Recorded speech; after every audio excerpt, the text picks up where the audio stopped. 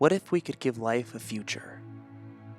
What if we could build a kind of seed from which on a dead planet, life could blossom anew?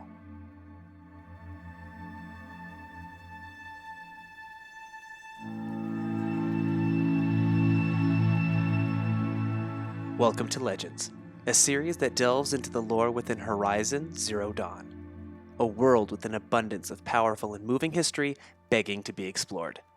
Today, we continue to examine the many machines of Gaia and their respective roles that allowed life to begin again on a desolate planet. In this video, we focus on some of the most fascinating and essential machines in this process, the purifiers. To begin, we have to understand the planet's condition after the Pharaoh Plague.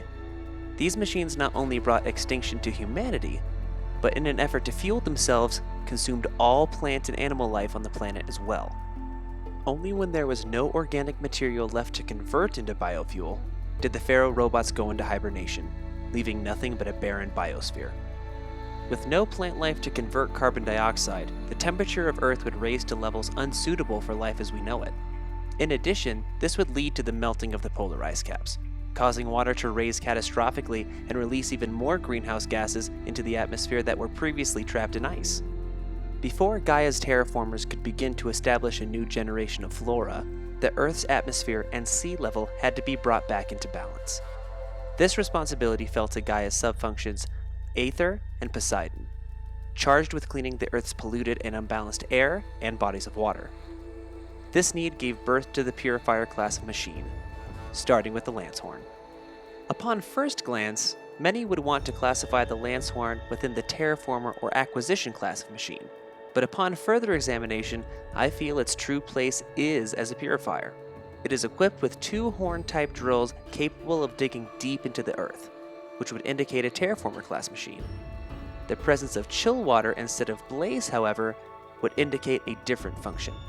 In order to bring the Earth's temperature down to stable levels, a layer of permafrost would prove essential to trapping mass amounts of CO2 within the ice, removing the greenhouse gases from the atmosphere.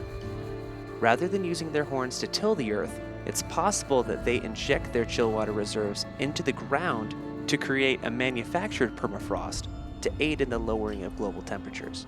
These machines have also been known to dive their horns into bodies of water that appear frozen, making a possible secondary function to help re-establish polar ice caps to bring water levels back to normal.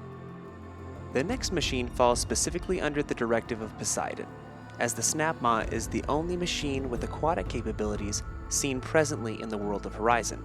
Further evidence confirms this fact as Dr. Elizabeth Sobeck refers to an early prototype of the Snapmaw during her explanation of Poseidon in her holographic presentation of Project Zero Dawn.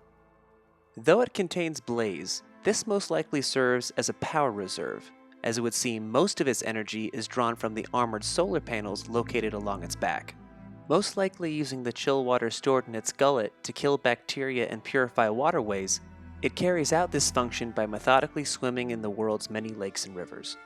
As imposing as the Snapmaw may be, with most of the game taking place in landlocked Colorado, it's easy to imagine we are only seeing the tip of the iceberg concerning the potentially massive machines of Poseidon charged with purifying the oceans of the world, perhaps making the Snapmaw only a supplementary machine in this daunting process. Finally, we come to what may be one of the most controversial classifications on this list, the Master of the Skies, the Stormbird. As a ferocious machine as you'll ever encounter, its combat classification might seem an obvious one, but it may not have always been this way. When discussing the purpose of Gaia's subfunction Aether, a machine prototype that shares a striking resemblance to a Stormbird is presented, whose function is to clean the polluted skies of Earth. But with no presence of chill water like its purifier counterparts, how exactly does it do this? Studies have shown that lightning creates nitrogen oxidants which can aid in the cleaning of the atmosphere, which would be desperately needed with the pollutants left in the wake of the Pharaoh Plague. Furthermore, with no plant life to convert CO2 into O2, the atmosphere could be left with a deficiency of oxygen, resulting in less ozone in the stratosphere to protect the planet from harmful UV radiation from the sun. Oxidants generated from these mass amounts of electricity also produce ozone necessary to allow new life to safely take hold. With the amount of artificial lightning a thunderbird can produce, I can see these massive steel eagles playing a pivotal role in protecting the planet from harmful radiation and bringing the atmosphere back into balance. These machines were pivotal in the first phases of returning life to Earth. Without them, the requirements for life to endure would have never been able to be achieved, and the dreams of a new world for humanity's second chance would have never come to pass.